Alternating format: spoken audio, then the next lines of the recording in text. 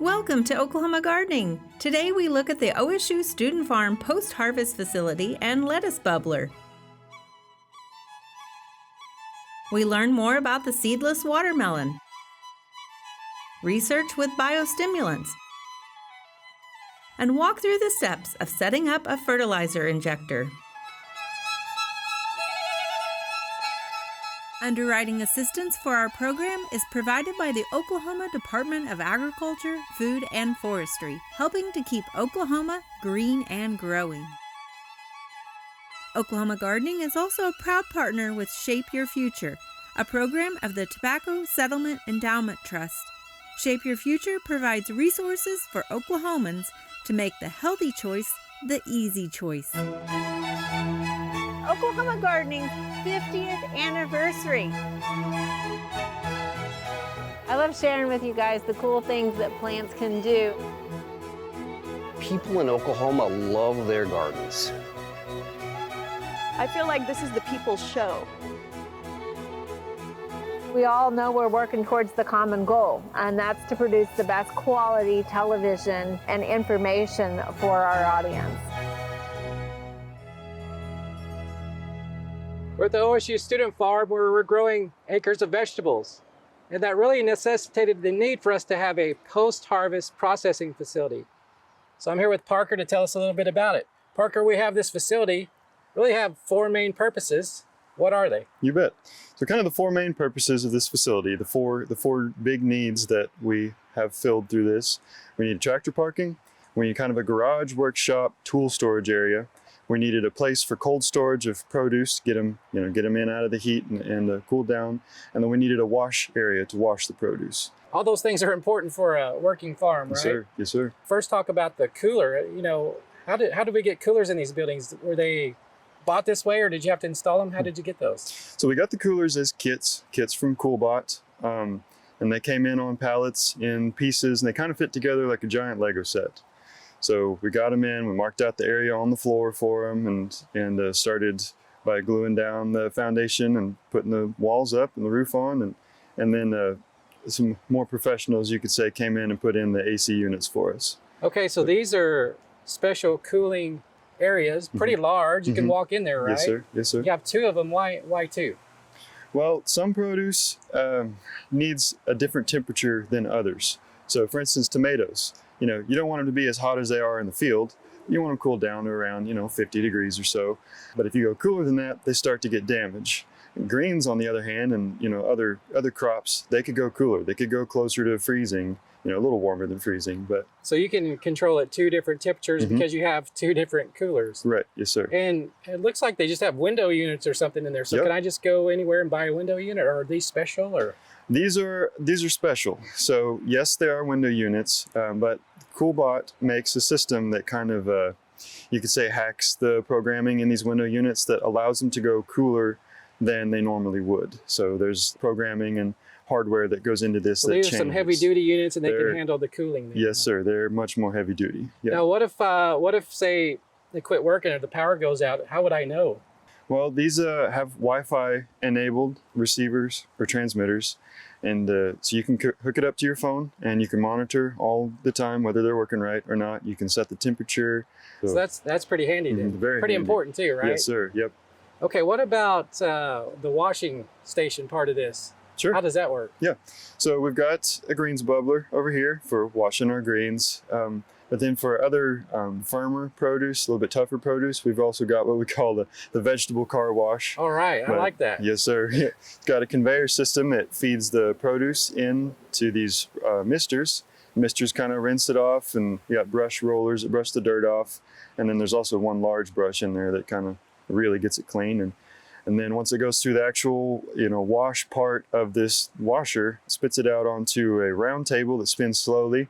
And that just allows people to stand around the perimeter of this table and sort produce. Get it sorted and packed. Get it sorted, yes, sir. So really, you can take it from the field to market ready right here at this facility. Yes, sir. That's right. That's pretty neat and pretty important. Yep. What else would you say about this? Do you think it's large enough for acreage, a small farm like this? Plenty large. Yep. I think this is kind of top of the line for a small farm, but we can wash and sort quite a bit of produce in a day with this equipment. It's very handy. Thanks, Parker. I really like this. You can take it from the field to the market, all with this facility right here. Right. Thank you. You bet.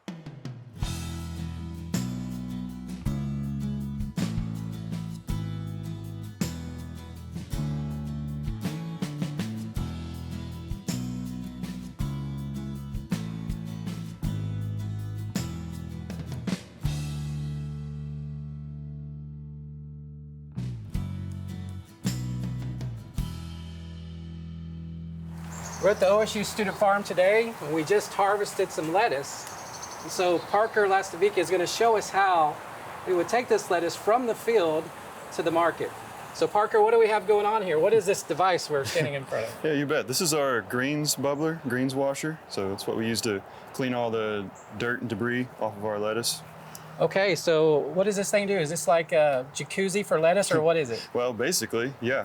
So the way we use it, it's just a stock tank with some PVC, that's our air supply pipe, and it just bubbles, and as it bubbles, it agitates the lettuce, agitates the debris off the leaves of the lettuce, and they kind of sink to the bottom, and then we're able to just grab them out and dry them off and send them on their way. That's great. So you just went to the farm store, bought a stock tank. Did you have to modify it or do anything to it? We did. We modified it a little bit. So this is your standard 110-gallon stock tank, plastic stock tank. We got it from Tractor Supply, but you can get them from anywhere. And I see a hole at the bottom, or a couple of holes at the bottom. What happened? A couple of holes, yeah. So they come with a drain hole installed, but we got to looking at it, and it's not quite on the very bottom of the tank. So it'd hold a little water? It'd hold a little water, and we don't want that. We want it to drain completely clean whenever we So what'd you do for that? So for that, we just retrofitted a bathtub drain in there. You got that from Lowe's, just cut a hole, plugged it in there, and so that's pretty much all that we had to do to the stock tank itself. So now you can get all the water out. So now we can get all the water out. So what about this water? Do you put any chemicals or anything in it to wash the lettuce? A little bit. We have to put sanitizer in it, so we use a food grade bleach. You want to get that somewhere between 50 and 200 parts per million. Okay, so really just like a teaspoon per gallon to a tablespoon per gallon, so not a whole lot. It doesn't take much, no sir. Yeah, you don't want to just nuke the plants or anything. Yeah. But and then, so you're basically giving them a nice bath, getting the bubbler. And that bubbler, that action, what's it do for, like, maybe there's insects and things here? It knocks them all off. It just tosses the leaves around. It really is, you said jacuzzi, it really is like a jacuzzi. It just bounces the leaves around, and that loosens up the dirt and the bugs. So how do you get the bubbles? The bubbles, right. Yeah.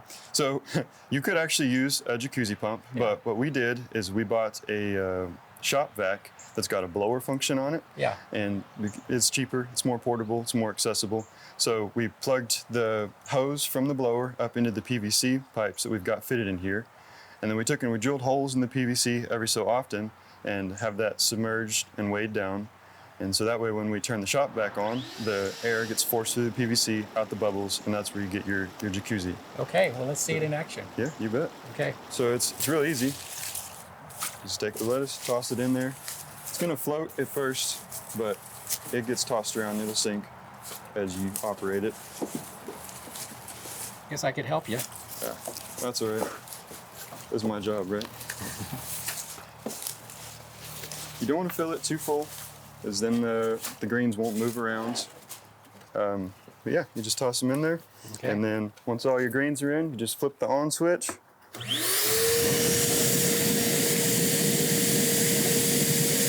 You may have to kind of push the lettuce down a little bit, help it agitate.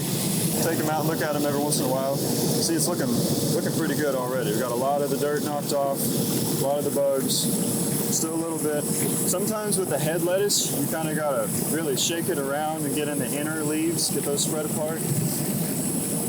Yeah, I say we're looking pretty good now. Next, we dry it. We gotta get the water off the leaves. Gotta get the water out, okay. Yes, sir, yep.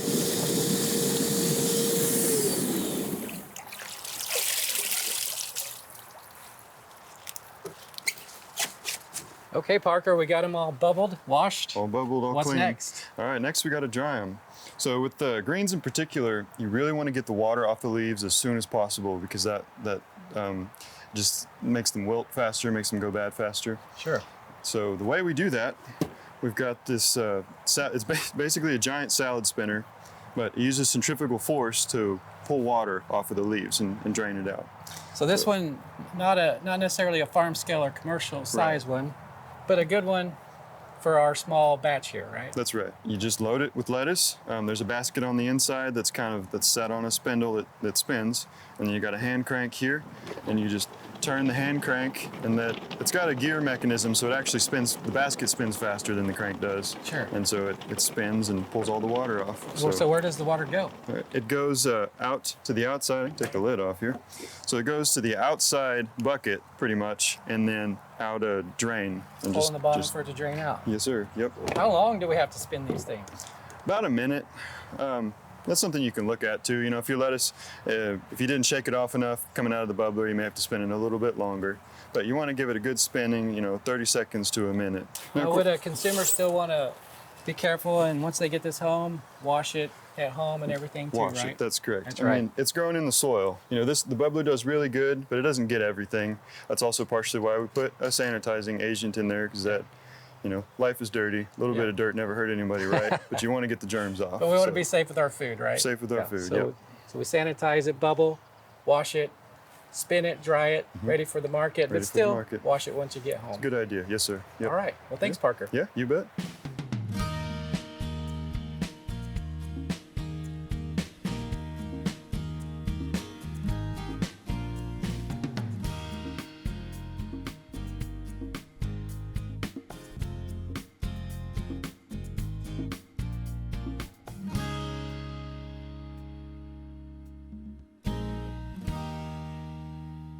We're out here at the student farm today, and this summer we are growing seedless watermelons.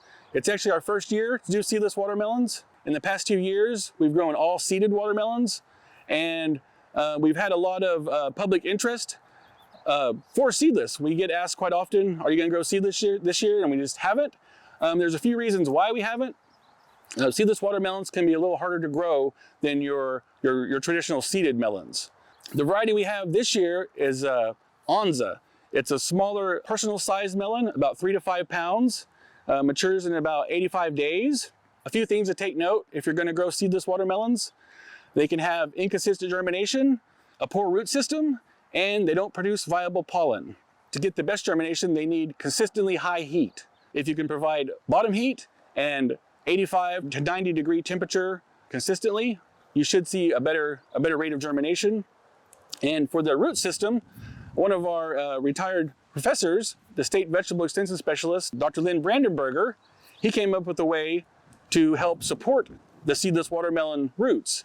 If you drop in a wheat seed into the cell with your watermelon seed, the wheat seed will germinate and it'll wrap around and fill in your cell, and it'll give support to your watermelon seedling. So when you take it to the field, it'll have a nice root ball instead of, spindly subpar roots.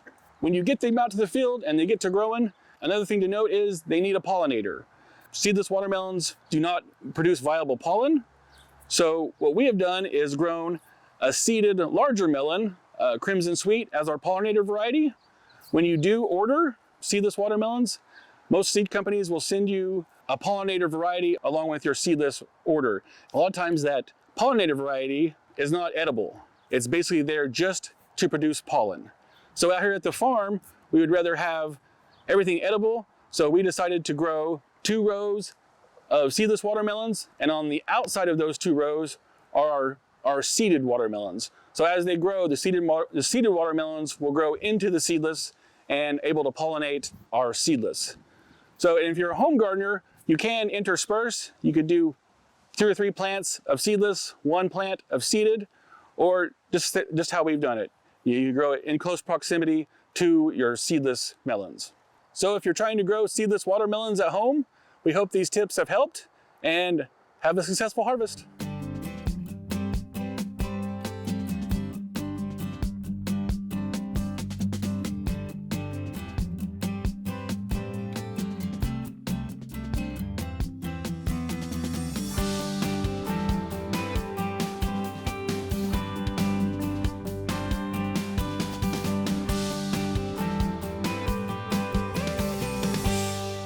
We're at the certified naturally grown plots here at the OSU Student Farm, and today we're going to talk to Sam about building some healthy soil, growing some healthy plants with microalgae.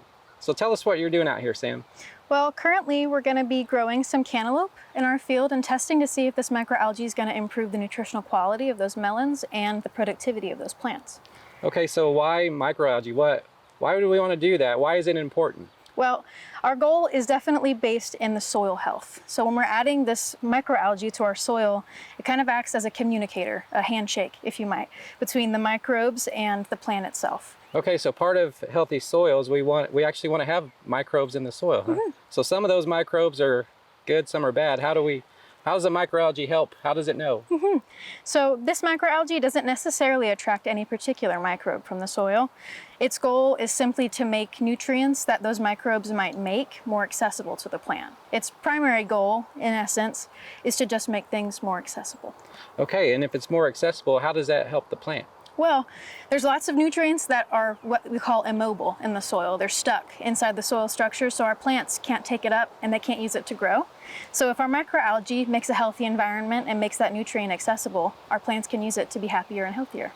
So tell me, how do you look at these cantaloupe and know if microalgae helps? Do you like set up different treatments, or how does that work? Yeah, we have a few different treatments for this experiment that we're doing this summer. We've got 100% our recommended rate, which is what the company's bottle recommends. We've got 200%, 150, and 50%, and of course a control. Okay, so looking at all the different rates, seeing how the plant responds. Exactly. How do you know how the plant responds? How do you test that? Well, for the leaves on these cantaloupe plants, we're going to be testing their chlorophyll count. So that will allow us to know if the plant's been more productive and making its own food through photosynthesis. And we're also going to be testing the fruit itself to see if there's more nutritional quality with vitamin C and what we call carotenoids, that orange color you get inside your cantaloupe, and it's just general antioxidants. So I've heard this a lot, when you're talking about maybe organic or certified naturally grown, and you hear about nutrient-dense food. So is that real? Is that a real thing? Can microalgae help that? Or I guess you'll find out soon? We will, hopefully, yes, yeah. Okay, so what do you think now as a student researching this? Do you find validity in that you can have nutrient-dense cantaloupes if we have some neat treatments? I think through more testing with the actual fruit that we're going to be harvesting, when it comes time, we'll have more secure and solid evidence that tells us that. But in this past fall semester, spring semester, we've done some research on leafy greens with similar treatments with this microalgae, and we could notice some improved growth in the leaf structure and the root structure as well, which is really important to the health of that plant. So it's probably true. You build up the soil, you're going to build up that soil health and probably have better plants for it. Yeah, if you have a healthy environment for the plant to inhabit, it's going to be happier and better for it. All right, well maybe if you could just show us what this microalgae looks like. Okay. Of course. So this is just a bit of the treatment and a bit of water. You can kind of see on the inside there's a few particulates floating around. It's green, it's got a bit of color to it, and it looks a little murky like pond water. It's just like the algae that you find in your lakes and I guess that makes sense. It looks like kind of green like pond water. Exactly. It's got okay. Yeah. So how are you going to actually get that to the plant? Are you just going to pour that on the plant, or how does that work? Well, as of right now, based on our previous findings and our research, we're trying to determine if a foliar application with a spray wand would be better, or if a soil application directly to the base of the plant would be the best way to get the algae to do its job. Different application methods too. So it's not just the different rates, different application methods, and see how the plant reacts. Exactly, yeah. Well, that's great, Sam. I look forward to an update soon. Thank you. All right, thank you.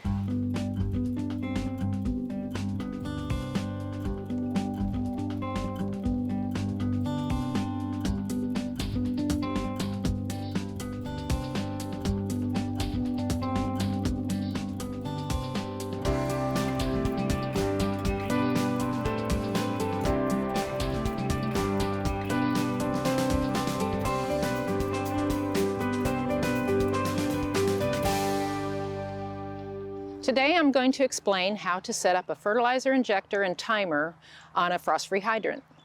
I work out at the student farm, and so everything we have here is set up on hydrants and timers. And what we do out here is on your frost-free hydrant, first we get a timer. These timers are readily available at any of your big box stores and online. The timers are really efficient because you can leave your hydrant on all summer long, and these timers will be able to come on at whatever time you want them to and however long you want them to. I will say that some of these timers, you do have to check them regularly. They run off of batteries, and sometimes the filters get clogged in them and they stay on and they won't work properly. So do be sure and check them. After you put the timer on, the next thing we like to have is what we call a pressure regulator. Out here we have over 100 pounds of pressure on our water line. So if you have a high pressure, you definitely want to get something to lower that pressure. And it also depends on how many lines you're running in your garden. If you're running on well water, you may not have a high pressure where you may not have to have this. It all just kind of depends on how much pressure you have on your water line. After we put that on, we put on a backflow preventer. The backflow preventer is really useful for if you're concerned about putting fertilizers or anything in your injectors and it may go back into your groundwater or into your water lines, depending on it, whether you have well water or rural water. We have a large backflow preventer here at the student farm, and our hydrants are uphill. And that's something to keep in mind if you're putting in hydrants at home. You don't want them to be down in the bottom of it where stuff does back up. So try to put your hydrants on the top of the hill rather on the bottom. Then once we have that on, we'll hook up just a regular hose. We use some heavy duty ones, but you can buy just regular hoses. And then this hooks just directly into here. And from there, we go to our fertilizer injector. This particular fertilizer injector is actually a swimming pool chlorinator. It has 1.5 inch size fittings on it. These are available online mostly. If you're trying to fertilize your plants, you can put anything water soluble in these. This holds about 2.5 pounds of fertilizer. So we'll fill these up depending on our plants, and certain plants require a lot more fertilizer than others. We usually fill them up about once a week. Something to note on this is the flow meter. You need to know we're working this direction, our water source would be here, and we're working that way, so your flow would be that direction. Another thing instead of using swimming pool chlorinators, there is readily available, mostly online, just garden type ones where you can hook it directly up to a 3/4 inch hose and you do not have to do the fittings. And those are probably good for home gardens. So for us, we do this. We'll usually use tape or some type of putty to make our connections so we don't have any leaks. We've got a little barb here that goes on our hose. We'll put that in, and then that connects to this one that goes up to 1.5 inches. And then from there, we're going out, and we're just using a threaded barb. And then we'll put that, it's 1.5 inch size, we'll put that in using some putty and so forth. And then we go to a filter. This filter's purpose is to keep us from, like after the fertilizer goes through, if there was some contaminants or some chunks of something, it will get it out and block it into this strainer. And that way you don't have it going into your irrigation system and blocking up your drip tape. So from there, we go over to here in another part. It's 1.5 inch barb, threaded into there. And once again, we're using putty or tape. And we go to what we have is lay flat. We use this out here because we usually have about 10 to 15 rows on each system. Usually what I do is I get the clamp put on the lay flat first and then connect it to this barb, and then obviously tighten up your clamp real good so it doesn't leak. And after you've done that and you've got it laying out and your drip lines are all in place, and then you're going to poke holes into this lay flat to put your emitter valves on, and then our drip tape goes from there. And if you're at a home scale, you can always do this just with the drip tape and not with the header row. The lay flat is good for driving over with a tractor a lot of times, and that's what we're doing out here. So if you're not on a larger scale and you want to use just home garden type stuff, this works great. I strongly recommend that you use drip irrigation in your gardens. It's a huge time saver and it makes life a whole lot easier.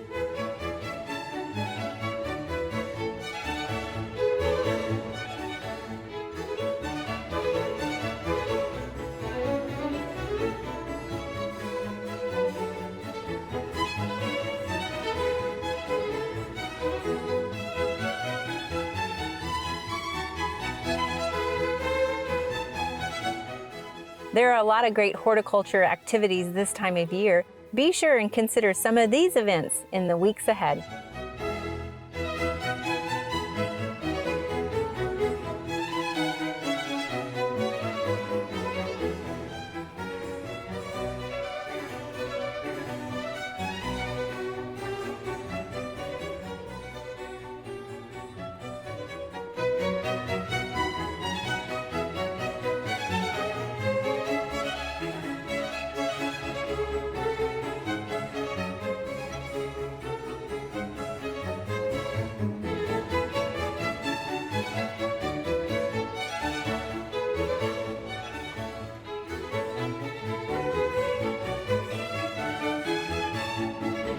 Next week on Oklahoma Gardening, we'll be showcasing some beautiful backyards. You won't want to miss it.